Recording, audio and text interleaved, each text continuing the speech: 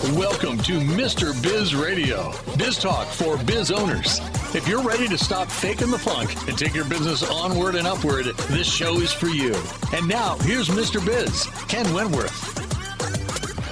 All right, welcome to another episode of Mr. Biz Radio. My name is Biz Ken Wentworth.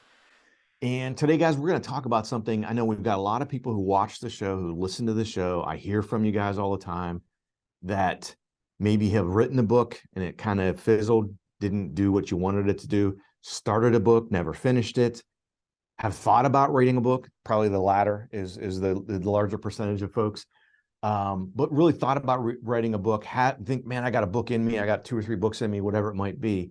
And especially if you're a business owner and entrepreneur, our guest this week is going to help us kind of guide us through that process and how to optimize that. Frankly, I told her before we came on air here that I'm going to get a lot out of this show as well, because I've written a few books myself, but I probably didn't do it in the best way, in the optimal way, in order to get the most out of it. And we're going to get into that with our guest this week, Tanya Hall.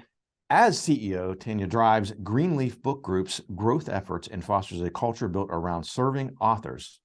What better person to talk about this, right? Prior to current role, Tanya worked directly with Greenleaf's authors to develop publishing strategies, including multiple New York Times bestsellers, spearheaded growth strategies, including Greenleaf's ebook program and the River Grove Digital First imprint, and built Greenleaf's distribution organization, working directly with retailers and wholesalers to develop one of the fastest growing distribution businesses in the industry. Tanya is the author of Ideas, Influence, and Income, a comprehensive guide to writing, publishing, and launching your book and monetizing your content. Tanya, welcome to Mr. Biz Radio. Thank you for having me. Yeah, absolutely. Absolutely. So I'm looking forward to this, if you couldn't tell.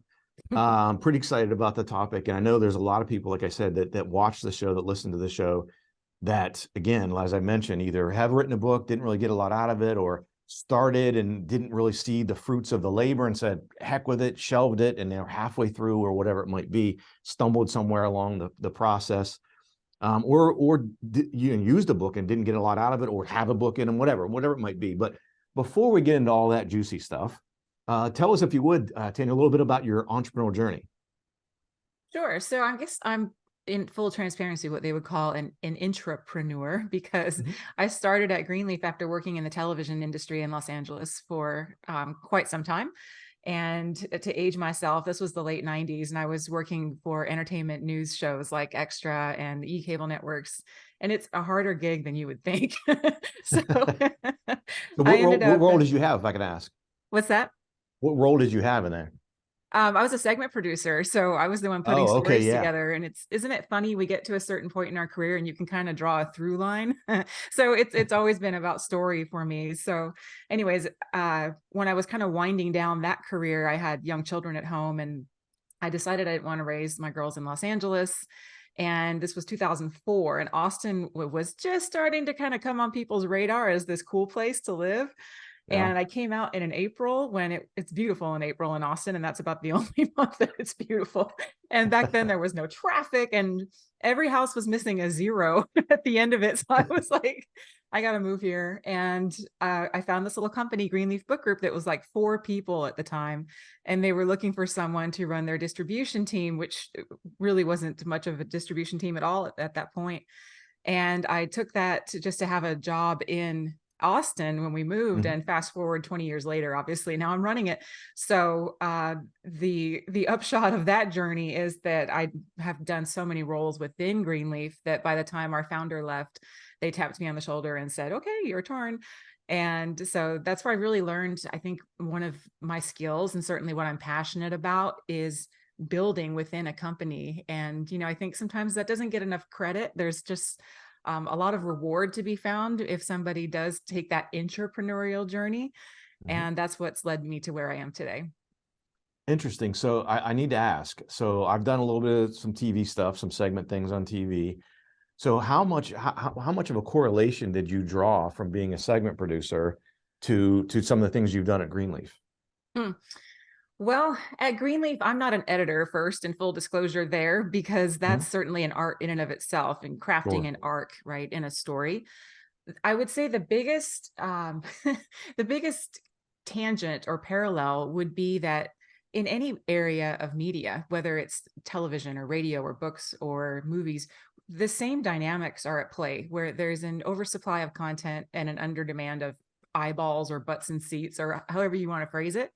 So, that's the piece that we're always sort of pushing up against and trying to find a way to cut through the noise, whether that was in television or in publishing. And funny enough, when I worked at I was like low woman on the totem pole. And that meant that the beats that you were assigned were probably not the best. Like, everyone wanted to be the person who repped music, right? Because you got to go to all the shows for free. And well, mine were, let's see, I had sports, which there's really no place for sports on I had fashion before they launched the Style Channel. And then I had books, because unless it was written by a celebrity, they hardly ever did a story on books. But it's just funny how those two worlds ended up colliding. Yeah, well, I mean, the reason I asked is I could see some parallels. I know, when I've been asked to do some TV things, and, some of the things that producers are asking me, I could see the correlation between, sharing information via the television or whatever it might be in a segment, and also, crafting an overall story for a book, whether it be, even some nonfiction, I suppose, whether, an autobiography or something like that, but especially fiction. Oh, absolutely. And I think the other carryover that's been so important for me in the book business is, I remember when I was receiving pitches from publicists and from publishers to have their books featured, and I would make my decision in 5 seconds max. There's Yep. so much coming in. I'm sure you get the same, where it's just like, nope, not a fit. Nope, not a fit. Nope, not a fit. And if somebody can put together a pitch that makes you sit up a little bit straighter and think, well, that's different, or wait, what's going on here? Those are the keys to the kingdom. And so that's what we're always trying to think of as well on the book packaging side of things, not just the overall narrative arc, but even how we're talking about the book in catalog copy and the cover copy itself, right? That hook is so important. Yeah, no, I'm glad you mentioned that, because that we've been fortunate over the doing the show for so long, is we got to where we get inundated with pitches every day for people to come on the show. And I literally got to the point where I have someone on the team do it now, and they kind of comb through and they'll send me, the top few. But I mean, we probably, and I know when you were doing television, you probably got a lot more than this, but I would guess we probably get 80 to 100 a day of pitches from people to, come on the show. And it's a good problem to have, right? You can really look through and find some really cool stuff, people like you to come on the show. But, at the same time, we're booked out into, I think, January, maybe even early February at this point. So it's like, we try to keep some spots open for some hot stuff here and there, but a lot of stuff, most of the stuff we cover is pretty evergreen. So it makes it a little bit easier than I'm sure you dealt with in television, and even with books. Like you said, a lot of the stuff can be evergreen and not necessarily have to be as timely. Certainly. Yeah, definitely. And I think it's just interesting when you carry forward these comparisons across media, again, like how many of the same challenges we have, no matter what format we're working within. Yeah, for sure. Well, guys, this week we're talking with Tanya Hall. You can find out more at greenleafbookgroup.com. That's greenleafbookgroup.com. You can also follow them on Instagram and Twitter.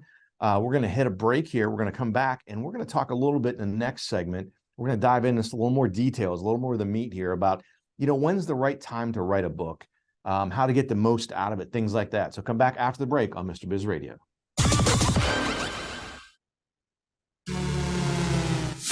If you would like to reach hundreds of thousands of business owners every week, Mr. Biz Radio can help.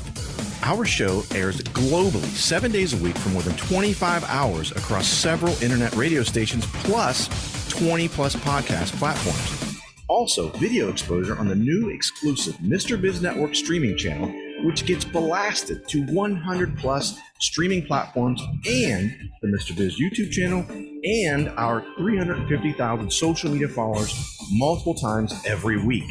Join Mr. Biz Nation as an advertiser by emailing us at info@MrBizSolutions.com. Attention, Mr. Biz Nation. We have an exclusive offer just for you. Get lifetime access to scarcity countdown timers and logic links for only $69. Yes, you heard it right. Only $69. These tools will add urgency to your email campaigns and website pages, helping you increase conversions, sales, and capture more leads. Don't miss this incredible opportunity. Visit getpulsetools.com now and take your business to new heights. Got a question for Mr. Biz you want answered on air? Email it to info@MrBizSolutions.com. Now, once again, here's Mr. Biz. All right, welcome back to the show. It is time for the Mr. Biz tip of the week. We'll make this one quick and short, but I get this question often. People hear me talk about, ironically enough, my most recent book, Don't Fake the Funk, and we talk about in there my SMAC methodology, and people ask me all the time, what the heck is SMAC? What does that stand for?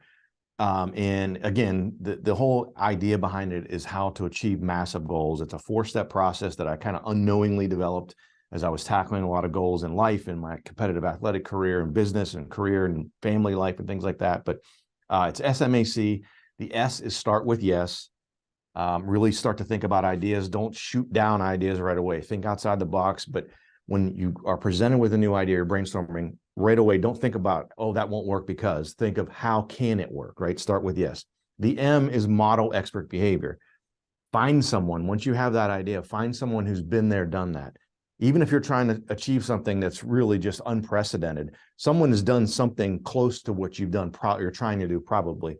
Find them. You don't have to go through the school of hard knocks. Learn from them and learn from their mistakes and things that they've done along the way. The A stands for accountability. Create a sphere of accountability around you. We talk about a lot of different ways to do that, not just having a group that, hold hands and sing Kumbaya and tell you how great you are. It's not just that, but a very, very important part of it. And then the C in SMAC is consistent perseverance. You got to be able to get knocked down 7 times and get up 8 and continue along your path. And so that's SMAC, and that's how to achieve those massive goals. And again, we got a lot more detail in the book or whatever, but that is the Mr. Biz tip of the week. I know we get inundated with people asking about it all the time. So I really wanted to say, if you go buy the book, you can really get a lot of the detail about it. And as we get back into talking to our guest, I have to, first of all, issue an apology. And I was looking at my notes during the break and shaking my head, although I think we run other video stuff during the break, so no one probably saw this. But before we came on, so our guest spells her name, if those watching, Tanya, and I asked her how to pronounce it. She said Tanya like lasagna, and I called her Tanya the whole entire first segment. So Tanya like lasagna. I apologize. I'm looking at my notes, and literally as soon as we hit the break, I looked down at my notes, and I'm like, oh my gosh, you idiot! What are you doing? I even wrote down Tanya like lasagna. Like I wasn't even looking at my notes. I got so jazzed up for the topic and the subject, I just jumped right in. But so I apologize for that. So it is Tanya. No worries. Anyway. So I guess let's dive into this a little bit. And, for those out there that are thinking about writing a book, that latter group that I think is the bigger majority, or the bigger section at least, when is the right time to write a book, Tanya, as you've seen in your career, at least with Greenleaf? I would say the bigger answer to that, there are a couple of different answers, but the bigger answer that I go to very often when I'm frequently asked that same question is when you can't not write it. That is the perfect time to write the book, right? It starts spilling out of you and you just can't help yourself. It's something that you feel so passionately about. And I say that because, as you might imagine, it's not an easy journey. And there are lots of things. In fact, your little framework that you described is perfect for writing a book. You can sit there and start with yes and model people who have done it successfully, and accountability, that's your editor. And then perseverance, that's the piece that I think gets lost sometimes, that consistency. So I can see that easily applying to getting through the process of writing a book, but you've got to have it in your heart to where there's a goal at the end of it that means so much to you that you're going to go through, what can take a year really to do well. Well, I should mention, since you mentioned the whole SMAC and everything, so this has been something that I've done, and I've written 2, business-related books prior, but I mean, like, this is like sort of more of my passion project, if you will. And I had publicly, in an interview, stated when I was going to publish this book, and I procrastinated, and I'm self-publishing, right? Procrastinated, poked around or whatever. Long story short, I wasn't using my own SMAC methodology that I'm going to write a book about to actually write the book. So it's so frustrating. I was frustrated with myself, right? I ended up writing, so my last book, from sitting down for the first time and you're going to be like, oh my gosh, this book must be complete trash when I tell you this. So from sitting down to start to having it published, I did a 218 page book in 30 days. Wow. That is unusual, but kudos to you.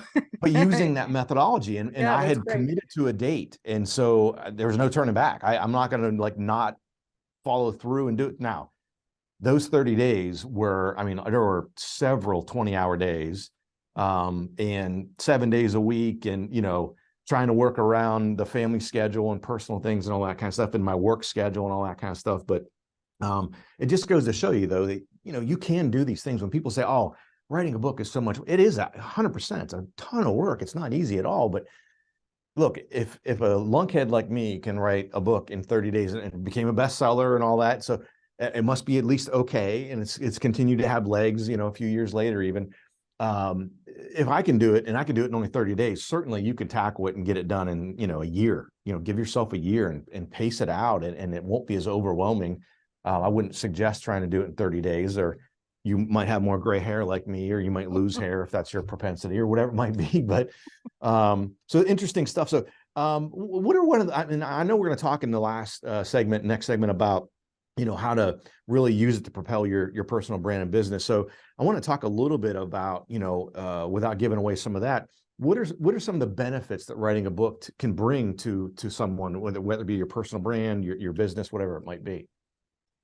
Well, I think, first of all, for most people, myself included, the act of writing brings some clarity to your thinking, and it can really help you refine your messaging for your business or your personal brand, or even if you're writing for entertainment, if it's fiction, there's something valuable there too. But I think in the bigger view, a book, of course, is a really effective tool for planting a flag as a thought leader.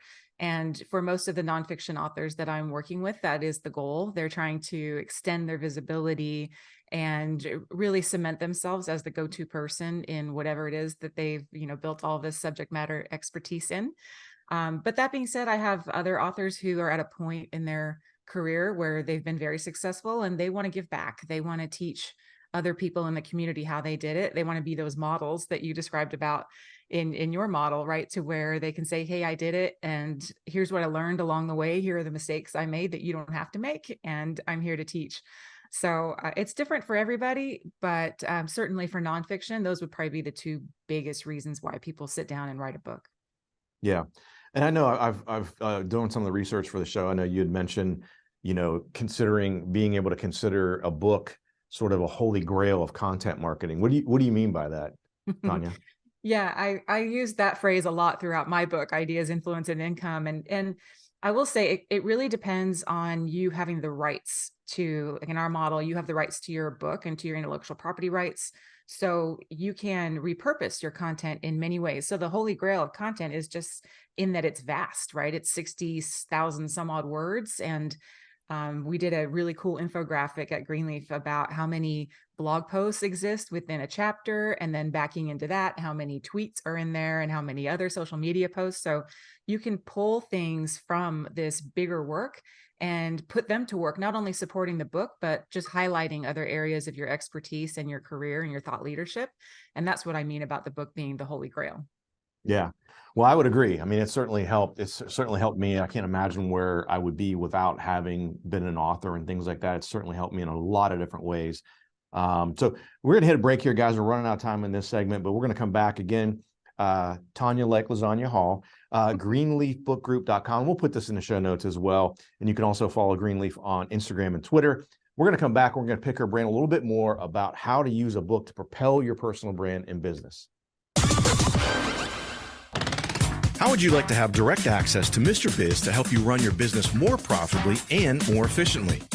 At MrBizSolutions.com, you get live access to not only Mr. Biz, but also several of his hand-picked and trusted business experts, each with 20 plus years of experience to help you optimally manage and grow your business.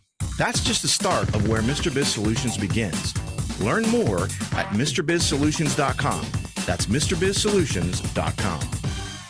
Attention, Mr. Biz Nation. We have an exclusive offer just for you.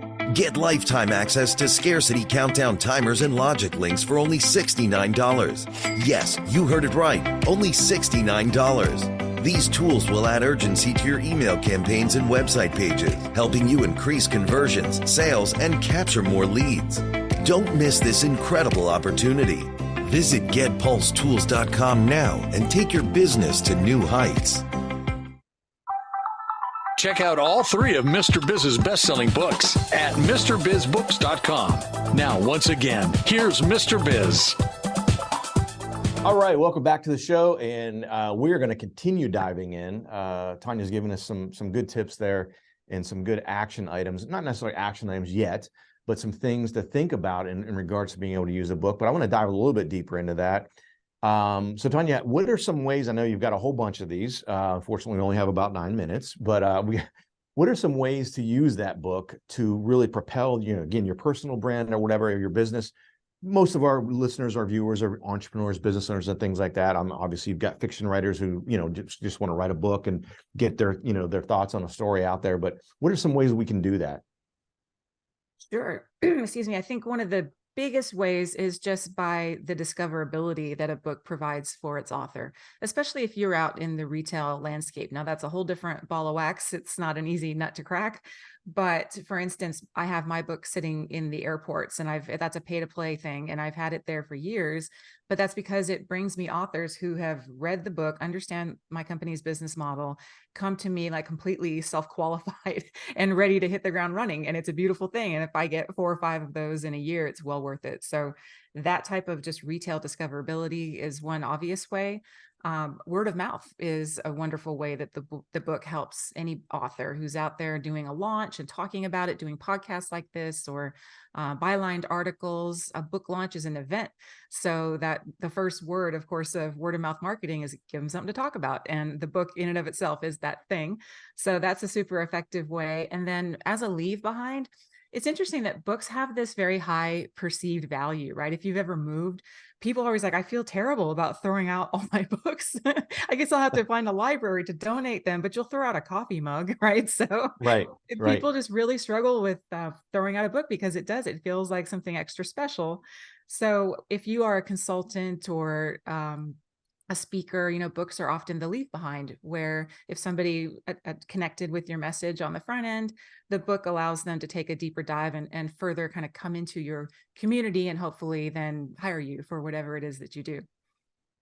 Yeah. And especially, so I've used that, in my role on the financial side of things, being a fractional CFO consultant and things like that, is I will often, when I go meet with a prospect, I kind of cheat a little bit, is I don't even talk about, they may have done research on me or whatever, and they may have found me because of one of the books, but even if unless they mention it, I will, when I head there to meet and have a prospect meeting, I'll already have a book ready to go, address and everything.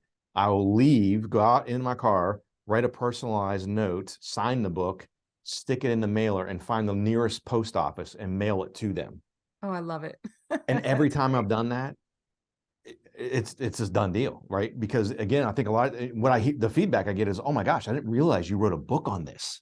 What you're trying to help me with, you've written a book on this. Clearly you must know what you're talking about. Now, that's without them ever reading the book. The book might be garbage. It might be a bunch of crap information. They don't even know that. Hopefully it's not. But I think that the point being the authority you get from that. And you mentioned the speaking. That's what I do now. Like when I go do speaking gigs, that's one of the caveats. Is I want everyone there to get a copy of my book. And that's almost always what I do when I do a speaking engagement is to have that part of the deal, because it's more so like you had mentioned, I want to get them part of my sort of community, if you will, and expose them a little bit more to some of the things that other than I just stand up and talk for, 45 minutes or something like that, they get a little more on it. And as you mentioned, it gives them something tangible to take home. Mm-hmm. And people don't like to get rid of them. It's true. And then there's a halo effect, because sometimes my authors will push back on me to say, well, I don't want to give it away. I want them to buy it.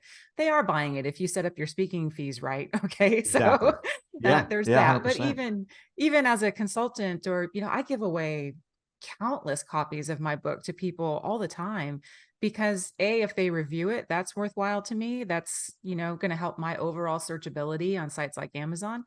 But also they tell a friend and then the friend buys it, and it just creates that velocity that we need to kind of keep a product moving in the marketplace. Yeah, I try to give out 50 books a year, basically about one a week.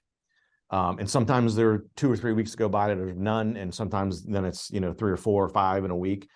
But I try to keep on that pace to make sure that I'm getting it out there. Someone I met and talked with that I think might benefit from it, I'll say, hey, it was great to meet you, but again, put a personalized note in it, send it to them, and I always get super positive feedback from people. I mean, I think a little bit's that rule of reciprocity, right? You're giving someone something they feel like, oh my gosh, you took the time to write the personal note to actually send this to me. I think it's at least for me, it's been a great touch. I think a lot of people enjoy it. Everyone likes to get mail, right? Unless it's junk mail. Absolutely. And I love the fact that you write a note in there, because you're right. I think if someone sends you a gift, you're kind of a jerk if you don't jump on email and at least acknowledge it. So there's some implicit pressure in your gift. Yeah. And then, I might write something real short, like inside the book, but I'll literally write, like a handwritten note and stick it in with the book just to say, to make it a little more personalized, and not just that I jammed the book into an envelope and sent it to you. There's a little thought behind it other than just that. And again, it's been something that's been very powerful for me. And I know, again, the feedback has been great. And like I said, I like it. A lot of times we'll have guests on that are authors, and they'll send us, sometimes in advance, they'll send us a copy when they're pitching us to come on the show or whatever. So we get a lot of books like that. But we also get sometimes guests will say, oh my gosh, I had a book, let me send it to you, or whatever. And like I said, it's always good to get stuff in the mail, and it's interesting. And do I read every single word of every book I've ever received? No, but I do. I read a lot. I mean, I probably read, I would say 40 to 50 books a year. Not quite one a week, but I read a lot. And sometimes I'll flip through a book and I'll pick out chapters and say, this one's not applicable, but let me read chapter, all the chapters but these 3 or whatever it might be, and just, to get as much as I can out of it. But yeah, I think the instant authority I think you get with having a book. My first book was a very short book, and I just wrote it to be for my clients, to give to my clients. And I had accumulated information over some time. And my brother said, how long is it? And I said, I don't know. It's like, 70 pages. He's like, you need to make a book out of it and put a book out and put it on Amazon. I'm like, I'm not putting it on Amazon. Who the heck's going to buy this? He's like, what would it hurt?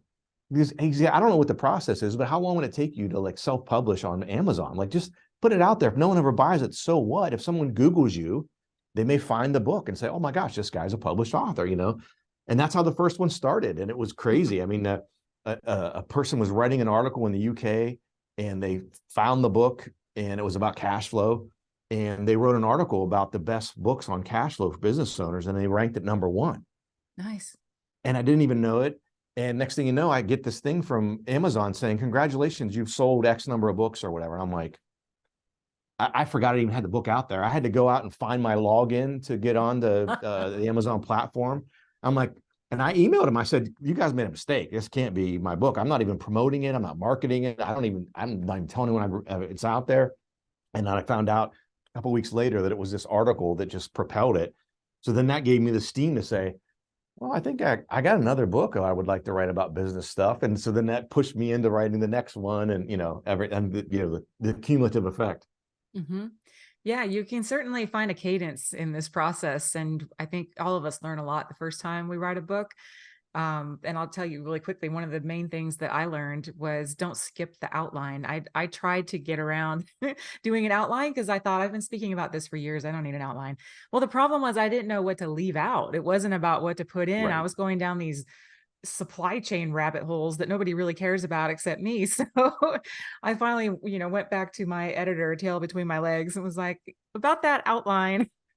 And then we did this ridiculously detailed micro outline where I could just drop in whenever the muse visited and write a piece of the book, and then later kind of pull it all together with some flow.